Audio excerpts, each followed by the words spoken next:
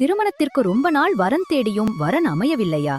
அப்போ நீங்க கண்டிப்பா வந்து பார்க்க வேண்டிய கோவில் இதுதான். முன்னொரு காலத்துல நந்த சோழன் என்ற மன்னருக்கு நீண்ட காலம் வாரிசு இல்லாததால் பெருமாள் அவருக்கு மகாலட்சுமியையே மகளாக பிறக்கும்படி அருளினார். இதனால் உறையூரில் தாமரை தடாகத்தில் தாமரையின் மீது குழந்தையாக அவதரித்த மகாலட்சுமியை அரண்மனைக்கு எடுத்துச் சென்று கமலவல்லி என்று பெயர் சுட்டி சோழ தேசத்தின் இளவரசியாக வளர்த்து வந்தார். அவளது இளம் வயதில் தன் தோழிகளோடு வனத்திற்கு சென்றபோது அரங்கநாதன் தன் குதிரையில் வேட்டைக்கு வந்தார். இதைக் கண்ட கமலவல்லி அவரது அழகில் மயங்கினாள். பின் வந்தவர் பெருமாள் என்பதை அறிந்ததும் அவரையே திருமணம் செய்ய வேண்டி பக்தியில் மூழ்கினாள். இதை அறிந்து என்ன செய்வதென்று தெரியாமல் இருந்த மன்னனின் கனவில் பெருமாள் வந்து மகாலட்சுமிதான் கமலவல்லியாக அவதரித்தாள் என்றும் தனக்கே கமலவல்லியை மணமுடித்து தரவேண்டும் என்றும் ஆணையிட்டார்.